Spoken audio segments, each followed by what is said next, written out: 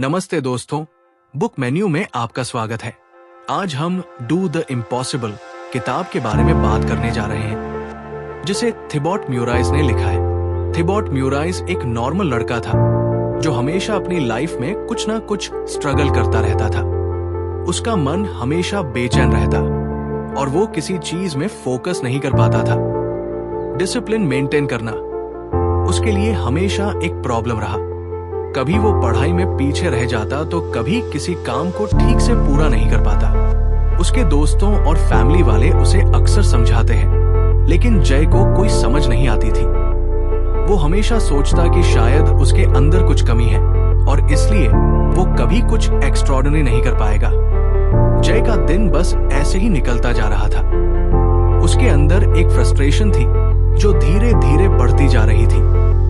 वो खुद को हर चीज में ऑर्डिनरी मानता था और उसे लगता था कि बड़े बड़े सपने देखना उसके बस की बात नहीं है। एक दिन वो अपने दोस्त की बर्थडे पार्टी में जा रहा था, जब रास्ते में उसकी मुलाकात एक अजनबी से हुई। वो अजनबी काफी काम और कंपोज था और उसकी आंखों में एक अलग ही कॉन्फिडेंस था। अजनबी ने जय से पूछा, क्या हुआ? तुम इतने परेशान क्यों दिख रहे हो? जय पहले तो हेसिटेट किया, लेकिन फिर उसने अपनी सारी परेशानियां उस अजनबी के सामने रख दी। मैं कुछ भी कर लूं, कुछ खास नहीं कर पाता। डिसिप्लिन तो मुझसे बनता ही नहीं और मेरे सपने भी बहुत छोटे हैं। जय ने निराश होकर कहा। अजनबी ने मुस्कुराते हुए कहा, तुम्हारा सबसे बड़ा प्रॉब्लम यही है कि तुम खुद को ऑर्डिनरी मानते हो। तुम्हें बिलीव ही नहीं है कि तुम कुछ बड़ा कर सकते हो। जय ने कंफ्यूजन में पूछा, मतलब बिलीव करने से क्या बदल जाएगा? अजनबी ने थोड़ी देर सोचा और फिर कहा, दी पावर ऑफ बिलीफ बहुत स्ट्रांग होती है। अगर तुम बिलीव नहीं करते कि तुम कुछ एक्स्ट्रॉर्डिनरी कर सकते हो तो तुम कभी कर नहीं पाओगे। तुम अपनी खुद की लिमिटेशंस बना लेते हो और वो तुम्हें रोक देती है। जय को समझ नहीं आया तो अजनबी ने उसे समझाते हुए कहा, जब तक तुम ये सोचते रहोगे कि तुम ऑर्डिनरी हो तब तक तुम कुछ बड़ा अचीव नहीं कर पाओगे। तुम्हें अपनी लिमिटिंग बिलीव्स को चैलेंज करना होगा। सोचो, अगर तुम बिलीव करो कि तुम कुछ इम्पॉसिबल कर सकते हो तो तुम्हारी सोच और एक्शंस ऑटोमेटिकली वैसे ही चेंज हो जाएंगे। जय को ये बातें समझ तो आ रही थी, लेकिन फिर भी उसे शक था। उसने पूछा, लेकिन मैं कैसे मान लूं कि मैं कुछ इम्पॉसिबल कर सकता हूं? ये तो बस सुनने में अच्छा लगता है। अजनबी ने मुस्कुराते हुए कहा, तुम्हें पहले अपने दिमाग से वो बैरियर्स हटाने होंगे जो तुमने खुद बनाया है। बिलीव करो कि तुम एक्स्ट्रॉर्डिनरी बन सकते हो और फिर देखो कैसे तुम्हारा अप्रोच बदल जाता है। तुम बड़े गोल सेट करने लगोगे और उनको अचीव करने के लिए मेहनत भी उतनी ही बढ़ जाएगी। लेकिन सबसे पहले तुम्हें खुद पर विश्वास करना होगा। जय के मन में ये बातें घूमने लगी। उसे लगा कि शायद उसकी प्रॉब्लम यही थी कि वो कभी खुद पर बिलीव ही नहीं कर पाया। उसने हमेशा खुद को ऑर्डिनरी समझा और इसलिए उसकी एक्शंस भी वैसे ही रही।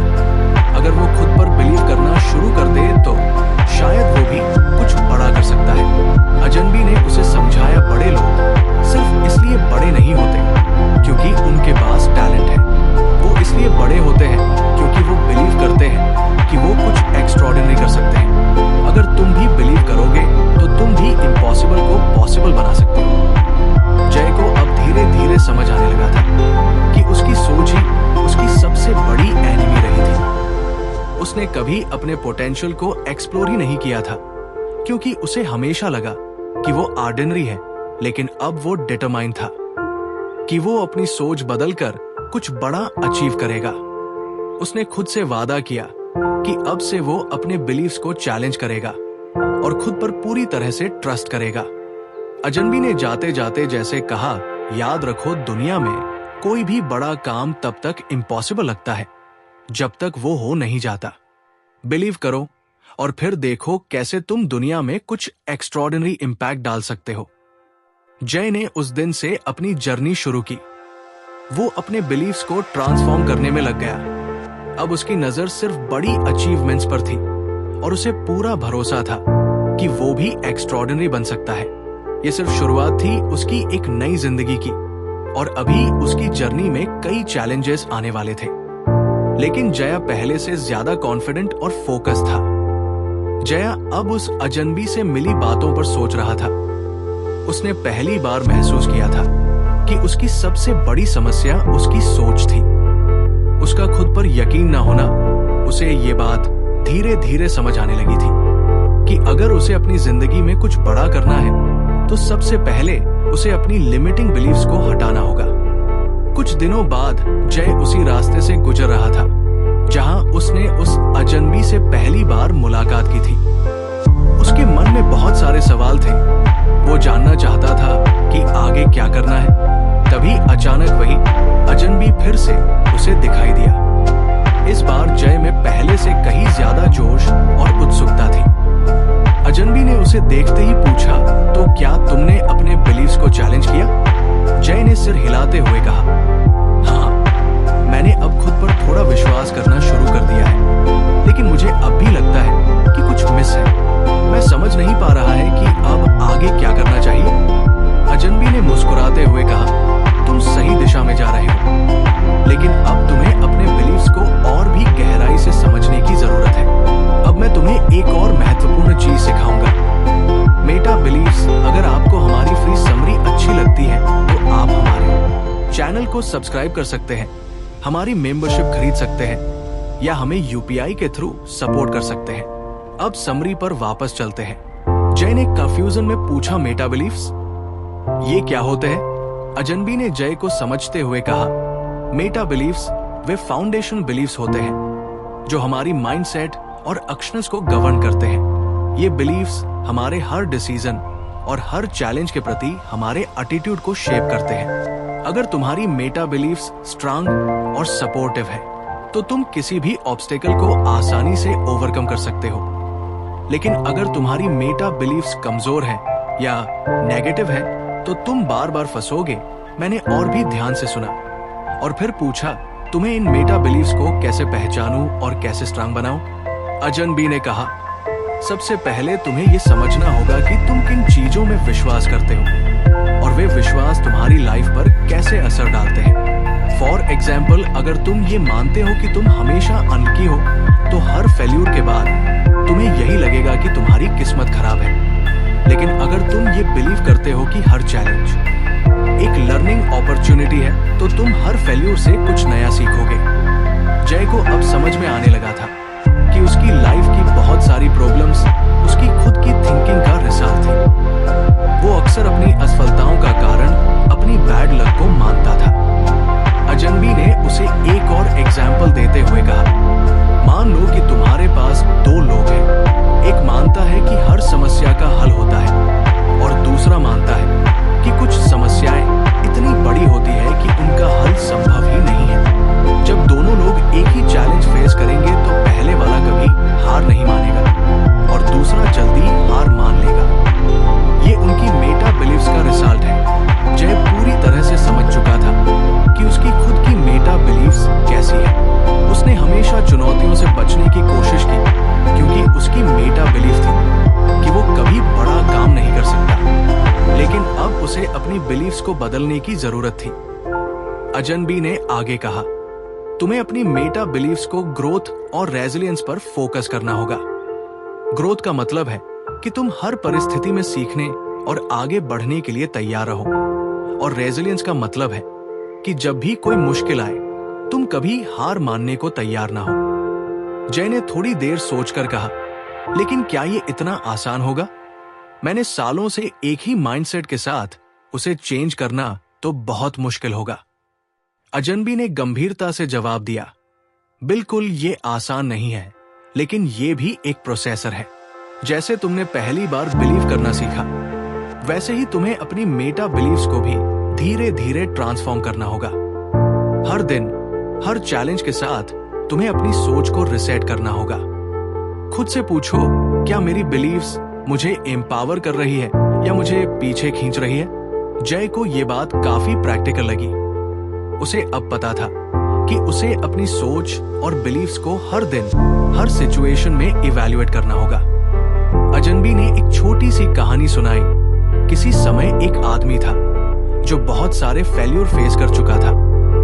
हर बार जब भी वो असफल होता लोग उसे कहते कि वो कभी कुछ नहीं कर सकता, लेकिन उस आदमी ने कभी हार नहीं मानी, क्योंकि उसकी मेटा बिलीफ थी कि कोई भी चीज असंभव नहीं है अगर मैं लगातार मेहनत करता रहूं। आखिरकार उसने इतनी बड़ी सक्सेस हासिल की कि वही लोग जो उसे ताने मारते थे उसकी तारीफ करने लगे। ये सब उसकी बिलीफ का नतीजा था। जय को ये कहानी सुनकर और भी मोटिवेशन मिला। उसे महसूस हुआ कि उसकी भी जर्नी कुछ ऐसी ही हो सकती है अगर वो अपनी सोच को सही दिशा में ले जाए। अजनबी ने आखिरी में कहा, याद रखो चैलेंजेस तो हमेशा आएंगे, लेकिन तुम्हारी सक्सेस इस पर डिपेंड करती है कि तुम उनके बारे में क्या बिलीव करते हो। अगर तुम बिलीव करते हो कि हर ऑब्स्टेकल तुम्हें तोड़ने के लिए नहीं बल्कि तुम्हें और मजबूत बनाने के लिए है, तो तुम हर चुनौती को एक नए नजरिए से देखोगे।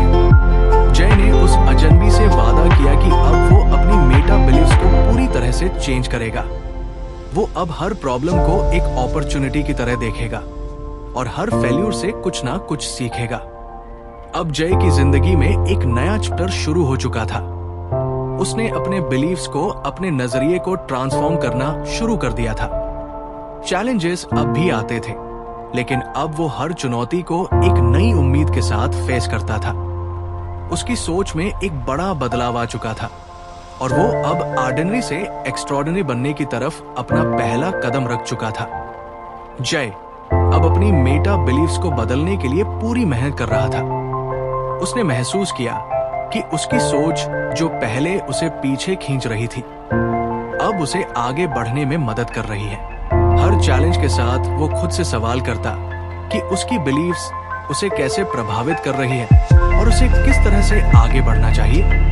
लेकिन जय को अब भी लग रहा था कि उसकी जिंदगी में कुछ और बदलाव की जरूरत है। उसकी बाहरी दुनिया में अभी वो बदलाव नहीं दिख रहे थे जो वो चाह रहा था। इसी बीच एक दिन जय उसी रास्ते पर फिर से चला गया जहां उसकी मुलाकात उस अजनबी से हुई थी। उसे उम्मीद थी कि वो उसे फिर से मिलेगा और मदद कर सकेगा, और सच में कुछ देर बाद वो अजनबी उसे दिखाई दिया। इस बार अजनबी के चेहरे पर एक खास मुस्कान थी, जैसे उसे पता था कि जय फिर से कुछ सवाल लेकर आया है। जय ने बिना समय गंवाए पूछा, मैंने अपनी बिलीव्स पर काम करना शुरू कर दिया है और ये सच में मदद कर रही है, लेकिन मेरी आउटर लाइफ में अभी भी बहुत सारी प्रॉब्लम्स हैं। मुझे समझ नहीं आ रहा है कि मैं अपनी जिंदगी को किस तरह बेहतर करूं। अजनबी ने गहरी सांस लेते हुए कहा, तुम्हारी सोच सही दिशा में जा रही है, लेकिन अब तुम्हें एक और महत्वपूर्ण चीज समझनी होगी। अगर तुम्हें अपनी आउटर लाइफ में बदलाव चाहिए तो सबसे पहले तुम्हें अपनी इनर वर्ल्ड को बदलना होगा। जय ने उत्सुकता से पूछा, इनर वर्ल्ड मतलब मेरे थॉट्स और फीलिंग्स?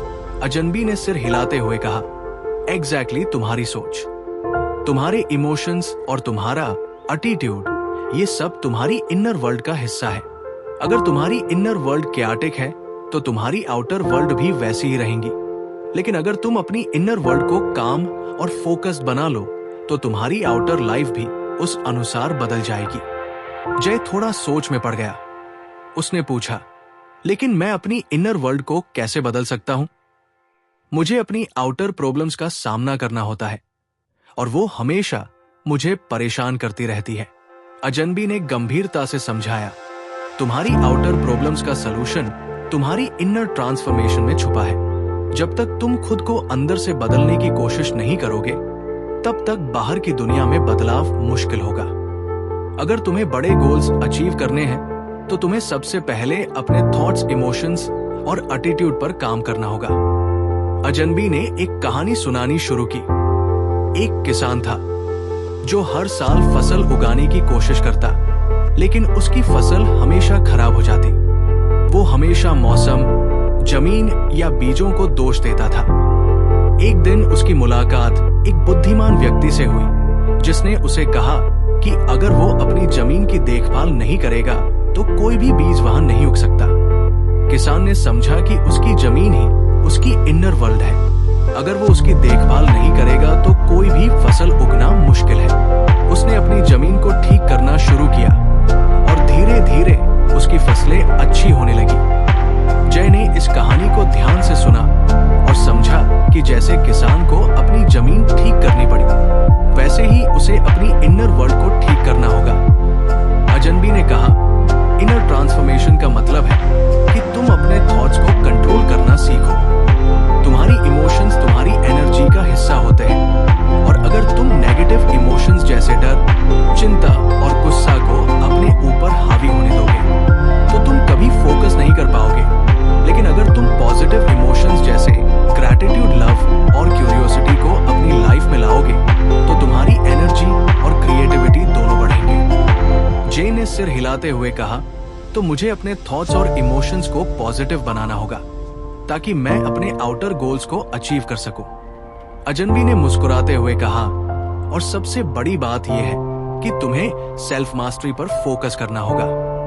सेल्फ मास्टरी का मतलब है कि तुम अपने माइंड और इमोशंस को पूरी तरह से कंट्रोल में रखो। जब तुम अपने अंदर के कॉन्फ्लिक्ट्स को सॉल्व कर लोगे, तब तुम्हारी बाहरी दुनिया भी स्मूथ हो जाएगी। जैसे जैसे तुम अपने अंदर बैलेंस लाओगे, वैसे वैसे तुम्हारे आसपास का एनवायरनमेंट भी तुम्हारी मदद करने लगेगा। जय को अब इस बात का एहसास हो रहा था कि उसकी जिंदगी में बहुत सारे कॉन्फ्लिक्ट उसके अंदर ही थे। वो अक्सर अपने इमोशंस पर काबू नहीं रख पाता था और उसकी सोच कभी कभी बहुत नेगेटिव हो जाती थी। उसने खुद से वादा किया कि वो अब अपनी इनर वर्ल्ड पर काम करेगा। अजनबी ने उसे एक तरीका बताया, हर सुबह मेडिटेशन करो। ये तुम्हें अपने थॉट्स को ऑब्जर्व करने और उन्हें कंट्रोल में रखने में मदद करेगा। जब तुम अपने माइंड को शांत करोगे तो तुम क्लैरिटी से सोच पाओगे और अपने गोल्स पर बेटर फोकस कर पाओगे। जय ने पहले कभी मेडिटेशन के बारे में सोचा नहीं था, लेकिन अब उसे समझ में आया कि उसे अपने माइंड और इमोशंस को शांत करना जरूरी है। उसने अगले दिन से मेडिटेशन शुरू करने का निश्चय किया। अजनबी ने उसे ये भी बताया कि ग्रैटिट्यूड की प्रैक्टिस करना बहुत इंपॉर्टेंट है। जब तुम उन चीजों के लिए थैंकफुल रहोगे जो तुम्हारे पास है, तो तुम्हारे इमोशंस पॉजिटिव रहेंगे, और जब तुम्हारे इमोशंस पॉजिटिव होंगे, तब तुम अपनी पूरी एनर्जी और क्रिएटिविटी को अपने गोल्स की तरफ चैनल कर पाओगे। जय को ग्रैटिट्यूड की प्रैक्टिस की इंपॉर्टेंस समझ में आ गई। उसने सोचा कि वो रोज ग्रैटिट्यूड जर्नल लिखेगा ताकि उसकी सोच हमेशा पॉजिटिव रहे। उसने तय किया कि वो अपने अंदर के बदलाव को प्रायोरिटी देगा। अजनबी ने जाते जाते कहा, याद रखो राहुल, जब तुम अपनी इनर वर्ल्ड को बदलोगे, तभी तुम्हारी आउटर वर्ल्ड में असली ट्रांसफॉर्मेशन आ पाएगा। सेल्फ मास्टरी और पर्सनल ग्रोथ तुम्हें वो स्ट्रेंथ देंगे जिससे तुम बड़े से बड़े चैलेंजेस को भी आसानी से फेस कर सकोगे। जब पूरी तरह मोटिवेटेड था, उसने महसूस किया कि अगर वो अपनी सोच, इमोशंस और एटीट्यूड को सही दिशा में ले जाएगा, तो वो अपनी जिंदगी में बड़े बदलाव ला सकेगा। अब उसकी जर्नी सिर्फ बिलीफ्स को बदलने तक सीमित नहीं थी, बल्कि अब वो अपनी पूरी इनर वर्ल्ड को ट्रांसफॉर्म करने की दिशा में बढ़ रहा था। उसने खुद से वादा किया कि वो अपनी अंदर की दुनिया को सुधारने के लिए हर दिन मेहनत करेगा। मेडिटेशन, ग्रैटिट्यूड और सेल्फ मास्टरी उसकी लाइफ के नए पिलर्स बन गए। उसकी जर्नी अब एक नए मोड़ पर थी, जहां उसे पता था कि असली बदलाव अंदर से शुरू होते हैं। जय की जिंदगी में बदलाव धीरे धीरे साफ दिखने लगा था। उसने अपनी इनर वर्ल्ड पर काम करना शुरू किया था और उसे महसूस हुआ कि वो अब पहले से ज्यादा शांत, फोकस्ड और एनर्जिज महसूस कर रहा था। मेडिटेशन और ग्रैटिट्यूड की प्रैक्टिस ने उसकी सोच और इमोशंस को सही दिशा दी थी, लेकिन उसे अभी भी अपने बड़े लक्ष्यों तक पहुंचने में कुछ कमी महसूस हो रही थी। एक दिन जब जय अपने काम से थककर वापस घर जा रहा था, उसे फिर वही अजनबी दिखाई दिया। इस बार उसकी आंखों में एक और गहरा संदेश छुपा हुआ था। जय ने उसे दूर से ही पहचान लिया और मुस्कुराते हुए उसके पास चला गया। तुम फिर से मिले, जय ने कहा। अजनबी मुस्कुराया और बोला, क्योंकि तुम्हारी जर्नी अभी खत्म नहीं हुई है। तुमने अपनी बिलीफ्स और इनर वर्ल्ड पर काम करना शुरू कर दिया है, और ये एक बहुत बड़ा कदम है। लेकिन अभी एक और महत्वपूर्ण चीज है जिसे तुम्हें समझना होगा। जय ने उत्सुकता से पूछा, अब क्या सीखने को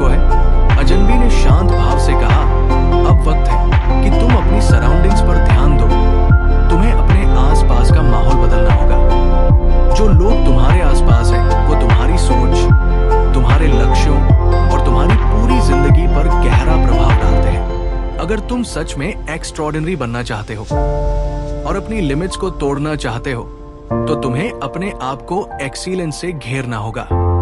जय ने गंभीरता से सुना, फिर पूछा, एक्सीलेंस से घेरना, इसका क्या मतलब है?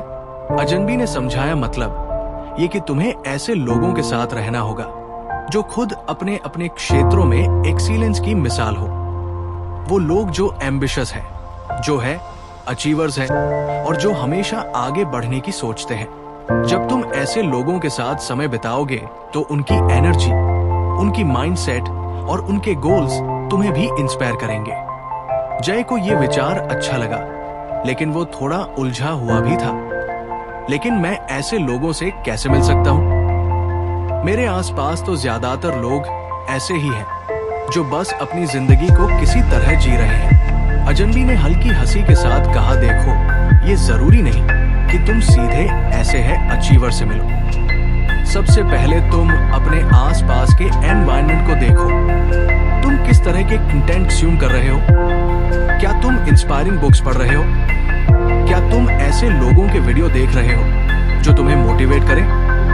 एक्सीलेंस सिर्फ फिजिकल सराउंडिंग्स तक सीमित नहीं होती। तुम अपने डिजिटल वर्ल्ड को भी एक्सीलेंस से भर सकते हो। जय ने सिर हिलाते हुए कहा, समझ रहा हूं। मुझे अब ध्यान देना होगा कि मैं कौन सी बुक्स पढ़ रहा हूं और किस तरह के लोगों से सीख रहा हूं। अजनबी ने जोर देते हुए कहा, सिर्फ बुक्स ही नहीं, तुम जिन लोगों के साथ ज्यादा समय बिताते हो वो भी बहुत इंपॉर्टेंट है। अगर तुम्हारे दोस्त हमेशा नेगेटिव बातों पर फोकस करते हैं या जिनके पास कोई बड़े गोल्स नहीं है तो उनकी एनर्जी तुम्हें भी पीछे खींचेगी। इसलिए अपने सर्किल को ध्यान से चुनो। ऐसे लोगों से गिरो जो तुम्हारे साथ ग्रोथ की बातें करें, जो तुम्हें इंस्पायर करें और जो खुद भी अपने अपने गोल्स की तरफ बढ़ रहे हो। जय थोड़ी देर के लिए सोच में पड़ गया। उसे याद आया कि उसके कुछ दोस्त अक्सर कंप्लेन करते रहते थे और उनके पास कोई बड़े गोल्स नहीं थे। वो ज्यादातर अपनी जिंदगी को उसी तरह से स्वीकार कर चुके थे जैसी वो थी।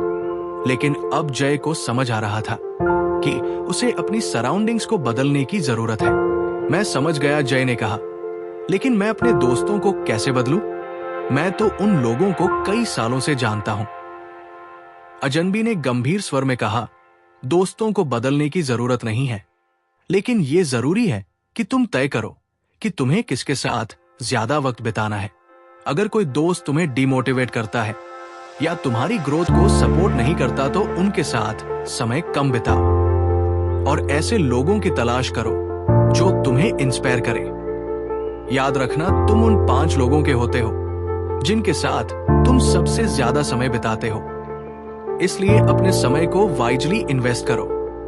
जय ने यह सुना और उसकी आंखों में एक नई चमक आ गई। उसने ठान लिया कि वो अपने आसपास की दुनिया को बेहतर बनाएगा। उसने सोचा कि वो ऐसे मेंटर्स ढूंढेगा जो उसे गाइड कर सके और ऐसे लोगों के साथ वक्त बिताएगा जो उसे चैलेंज करे। लेकिन मैं ऐसे लोग कहां से ढूंढूंगा? जय ने सवाल किया। अजनबी ने जवाब दिया, तुम्हें एक्टिवली एफर्ट्स करने होंगे। अगर तुम्हें लगता है कि तुम अपने करंट सर्किल में सही गाइडेंस नहीं पा रहे हो तो नए लोगों से मिलो। आजकल सोशल मीडिया पर भी ऐसे ग्रुप्स होते हैं जहां एम्बिशियस लोग एक दूसरे से जुड़ते हैं। कॉन्फ्रेंस, वर्कशॉप और सेमिनार में जाओ जहां तुम ऐसे लोगों से मिल सकते हो। जितना तुम ऐसे लोगों के साथ रहोगे उतना ही तुम्हारा माइंडसेट एक्सपैंड होगा। सिर हिलाते हुए कहा, तो बेसिकली मुझे अपनी एसोसिएशन को केयरफुली चुनना होगा और ऐसी जगहों पर जाना होगा जहां मैं अपने जैसे लोगों को पा सकूं। अजनबी ने सहमति में सिर हिलाया। एग्जैक्टली, और सिर्फ फिजिकल दुनिया में ही नहीं बल्कि अपने माइंड को भी एक्सीलेंस से घेरो। जब तुम इंस्पायरिंग बुक्स पढ़ोगे, पॉजिटिव पॉडकास्ट सुनोगे और मोटिवेशनल वीडियो देखोगे तो तुम्हारा माइंड ऑटोमेटिकली उस डायरेक्शन में मूव करेगा। तुम्हारी एनर्जी और फोकस दोनों बढ़ेंगे। जय को ये बातें बहुत लॉजिकल लग रही थी। उसने देखा कि वो पहले अपनी एनर्जी को गलत चीजों में इन्वेस्ट कर रहा था। बिना सोचे समझे इंटरनेट पर टाइम पास करना, नेगेटिव कंटेंट देखना और ऐसे लोगों से घेरा रहना जो उसे आगे बढ़ने के लिए इंस्पायर नहीं करते थे। अब मुझे समझ आ रहा है कि मैं कहाँ गलती कर रहा था। जय ने कहा, मैं हमेशा सोचता था कि मुझे खुद ही सब कुछ करना है, लेकिन मैंने कभी इस बात पर ध्यान नहीं दिया कि मेरे आसपास के लोग और कंटेंट मेरी ग्रोथ पर कितना असर डालते हैं। अजनबी ने मुस्कुराते हुए कहा, तुम्हारी ग्रोथ का सीधा कनेक्शन तुम्हारी सराउंडिंग से होता है। जब तुम ऐसे लोगों के साथ रहोगे जो खुद मोटिवेटेड है और एम्बिशियस है, तो तुम भी नेचुरली उस डायरेक्शन में मूव करोगे। और जब तुम अपनी सराउंडिंग्स को एक्सीलेंस से भर लोगे, तो तुम्हारी बाउंड्रीज खुद एक्सपैंड होने लगेंगे। जय अब पूरी तरह से तैयार था।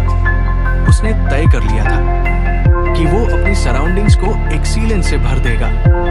उसने उन लोगों की एक लिस्ट बनानी शुरू की जो उसे इंस्पायर करते थे, चाहे वो ऑथर्स हो, मोटिवेशनल स्पीकर्स या सक्सेसफुल एंटरप्रेन्योर। उसने अपनी सोशल मीडिया फीड को भी फिल्टर करना शुरू किया ताकि उसे सिर्फ वो कंटेंट मिले जो उसे अपलिफ्ट करे।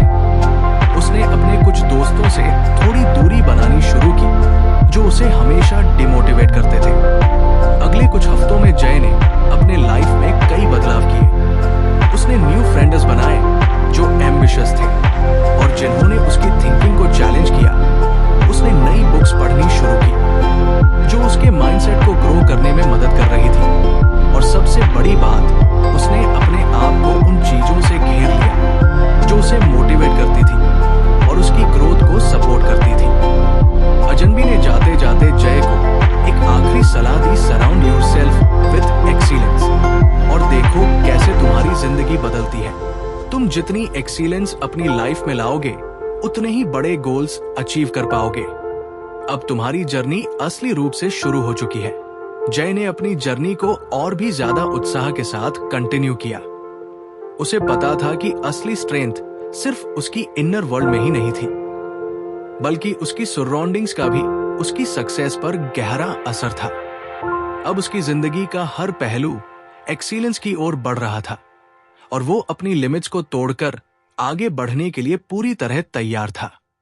जय की जिंदगी अब बिल्कुल बदल चुकी थी।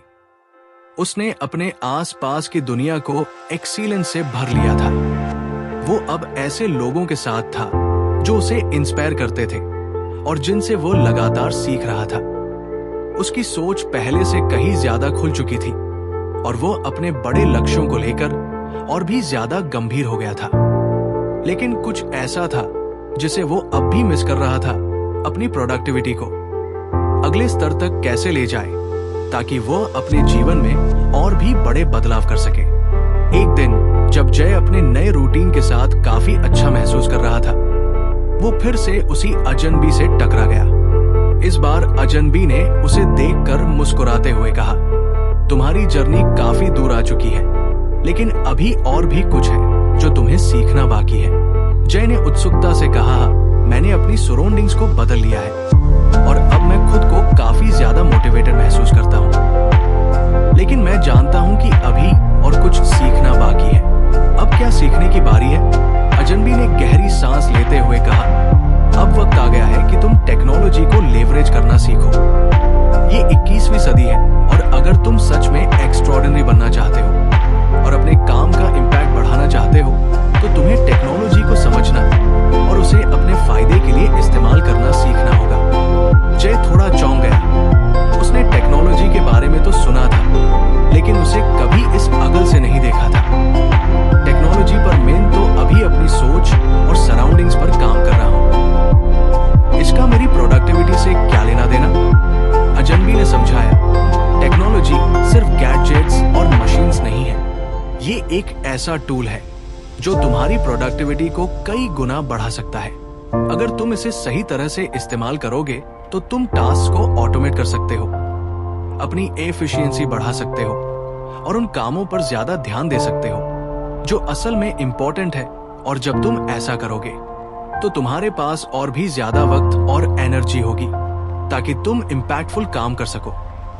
ध्यान से सुना, तुम कहना चाहते हो कि मैं टेक्नोलॉजी का इस्तेमाल करके अपनी प्रोडक्टिविटी बढ़ा सकता हूं। अजनबी ने सिर हिलाते हुए कहा, बिल्कुल, थिंक अबाउट इट। कितना समय तुम रोजमर्रा के कामों में बर्बाद कर देते हो? ईमेल्स चेक करना, मीटिंग्स अटेंड करना, छोटे मोटे टास्क करना जो असल में तुम्हारे गोल्स के लिए इंपॉर्टेंट नहीं है। अब सोचो, अगर ये सब काम ऑटोमेटिकली हो जाए तो तुम क्या करोगे? तुम उस वक्त को उन चीजों में इन्वेस्ट कर सकते हो जो तुम्हारी जिंदगी को एक नए लेवल पर ले जाएंगे। जय को अब समझ में आ रहा था कि टेक्नोलॉजी उसकी प्रोडक्टिविटी को कैसे बूस्ट कर सकती है। उसने सवाल किया, लेकिन मुझे कहां से शुरू करना चाहिए? टेक्नोलॉजी का सही इस्तेमाल कैसे करूं? अजनबी ने एक नोटबुक निकाली और उसमें कुछ पॉइंट्स लिखते हुए कहा, शुरुआत करने के लिए सबसे पहले तुम्हें अपनी प्राथमिकताएं स्पष्ट करनी होगी। देखो, टेक्नोलॉजी तुम्हारे लिए तभी यूजफुल होगी जब तुम जानोगे कि तुम्हारा मोस्ट इम्पोर्टेंट काम क्या है। इसलिए सबसे पहले ये समझो कि तुम्हारे सबसे बड़े गोल्स क्या है और तुम्हारे दिन में कौन से काम ऐसे हैं जो उन गोल्स की तरफ कंट्रीब्यूट नहीं कर रहा है। जय ने कुछ देर सोचा, फिर बोला, ठीक है, तो सबसे पहले मुझे अपनी प्रायोरिटीज पर ध्यान देना होगा। और उसके बाद अजनबी ने कहा, तुम्हें टेक्नोलॉजी का इस्तेमाल करके उन टास्क को ऑटोमेट करना होगा जो रिपीटेटिव है और जो तुम्हारा ज्यादा समय ले रहे हैं। उदाहरण के लिए, तुम्हारे डेली टास्क को मैनेज करने के लिए तुम प्रोडक्टिविटी एप्स का इस्तेमाल कर सकते हो। ऐसे कई टूल्स हैं जो तुम्हें टाइम मैनेजमेंट, टास्क ट्रैकिंग और वर्कफ्लो को ऑर्गेनाइज करने में मदद कर सकते हैं। इससे तुम्हारे काम ज्यादा ऑर्गेनाइज्ड और एफिशिएंट हो जाएंगे। जय ने सिर हिलाते हुए कहा, मतलब मुझे अपनी डेली रूटीन को स्ट्रीमलाइन करना होगा और टेक्नोलॉजी के टूल्स को इफेक्टिवली यूज करना होगा। लेकिन मुझे और कौन से टूल्स हेल्पफुल हो सकते हैं? जय को यह बात बेहद इंटरेस्टिंग लगी। उसने कभी नहीं सोचा था कि टेक्नोलॉजी किस तरह से उसकी प्रोडक्टिविटी को इम्पैक्ट कर सकती है। लेकिन मेरे जैसे साधारण इंसान के लिए क्या ये सब चीजें आसानी से एक्सेसिबल है? उसने पूछा। अजनबी ने जवाब दिया, बिल्कुल। आजकल टेक्नोलॉजी इतनी एक्सेसिबल हो चुकी है कि हर कोई इसका इस्तेमाल कर सकता है। तुम्हारे पास एक स्मार्टफोन है, इंटरनेट है और एक स्ट्रांग विल पावर है। बस इतना काफी है। तुम्हें बस शुरुआत करनी है और धीरे धीरे इन टूल्स का इस्तेमाल सीखना है। जय ने उत्साह के साथ कहा, मैं समझ गया। मैं टेक्नोलॉजी का सही इस्तेमाल करके अपनी प्रोडक्टिविटी को बढ़ाऊंगा और उन टास्क्स पर ज्यादा ध्यान दूंगा जो मेरी ग्रोथ और इम्पैक्ट के लिए इंपॉर्टेंट है। लेकिन मुझे और क्या सीखना चाहिए? अजनबी ने गहरी सांस लेते हुए कहा, टेक्नोलॉजी का एक और बड़ा फायदा है, तुम इसके जरिए दुनिया में कहीं भी लोगों से कनेक्ट कर सकते हो और अपने इम्पैक्ट को ग्लोबल लेवल तक ले जा सकते हो।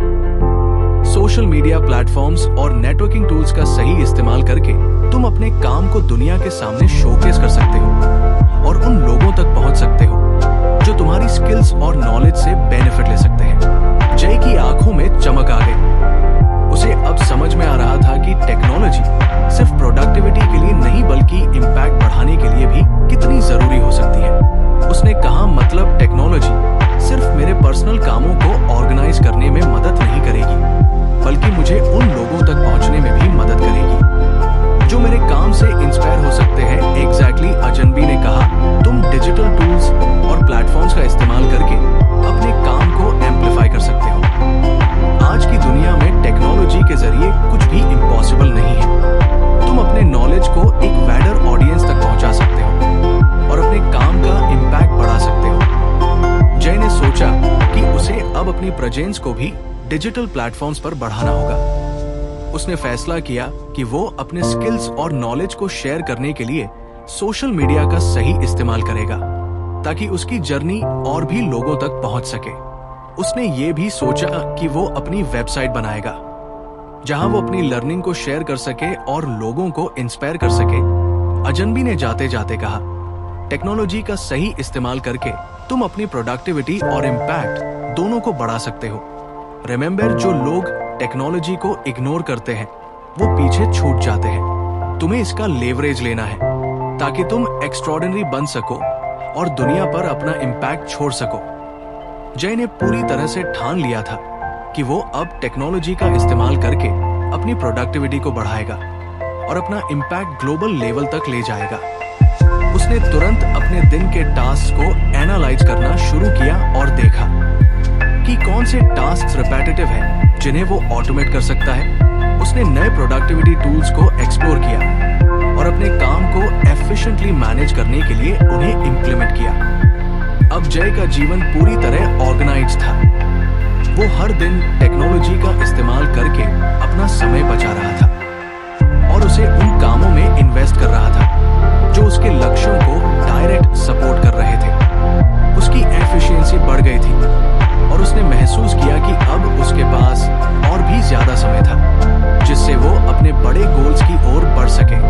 इसके साथ ही उसने सोशल मीडिया पर अपनी प्रेजेंस बढ़ाई, जहां वो अपनी जर्नी और लर्निंग को लोगों के साथ शेयर करता था। जय की जर्नी अब नई दिशा में जा चुकी थी। टेक्नोलॉजी के सही इस्तेमाल से उसने न केवल अपनी प्रोडक्टिविटी को बढ़ाया था, बल्कि अपने इम्पैक्ट को भी कई गुना बड़ा कर लिया था। अब वो अपने आसपास के लोगों को भी इंस्पायर कर रहा था कि कैसे वो टेक्नोलॉजी को लिवरेज करके अपनी जिंदगी में बड़े बदलाव ला सकते हैं। उसकी कहानी अभी भी जारी थी और वो हर दिन कुछ नया सीख रहा था, कुछ नया कर रहा था और हर दिन एक्स्ट्रॉर्डिनरी बनने की ओर एक कदम और आगे बढ़ रहा था। जय की जिंदगी अब पूरी तरह से बदल चुकी थी। उसने वो सारे लेसन्स जो से उस अजनबी से मिले थे अपनी जिंदगी में उतार लिए थे। उसके भीतर की ट्रांसफॉर्मेशन ने उसे ऐसा बना दिया था कि अब वो खुद दूसरों के लिए इंस्पिरेशन बन चुका था। उसने ना सिर्फ अपने बिलीफ्स को बदला था, बल्कि अपनी सराउंडिंग्स और टेक्नोलॉजी का सही इस्तेमाल कर अपने गोल्स की तरफ तेजी से बढ़ रहा था।